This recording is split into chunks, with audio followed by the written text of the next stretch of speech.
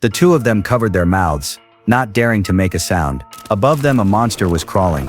Fortunately, the decaying dead wood covered their human scent. The monster didn't notice them, but when all the monsters gathered in front of the mirror at the safe house, David suddenly shouted loudly. He claimed that Anna and the old woman had escaped into the forest.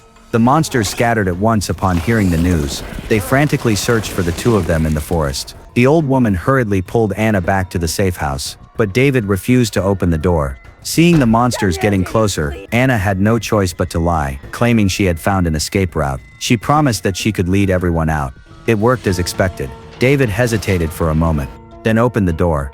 As soon as they entered, the old woman angrily stormed toward David. She wanted to teach the reckless young man a lesson. But just then, they heard the sound of the monsters returning outside. They quickly lined up in front of the mirror. At this moment, the old woman revealed a secret she had hidden for years. She was actually a scientist.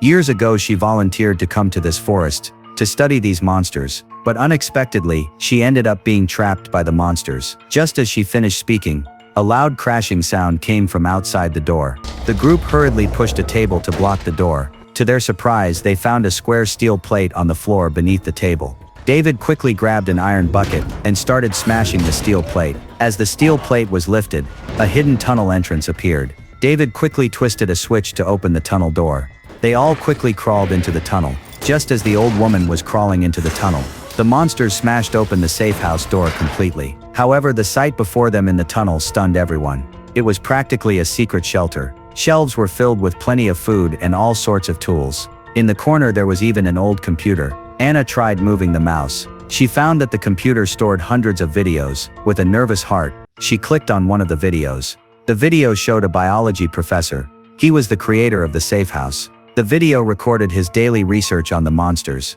At first he only dared to hide inside and observe, but soon he discovered that these monsters would come outside every night and mimic human behavior. It seemed they wanted to integrate into human society. In order to study them further, the professor became increasingly insane. He lured villagers from nearby towns to come here. He used them as bait to sacrifice to the monsters. Everyone suddenly realized that the safe house they were in was not a sanctuary at all, but another trap. But now how could they escape?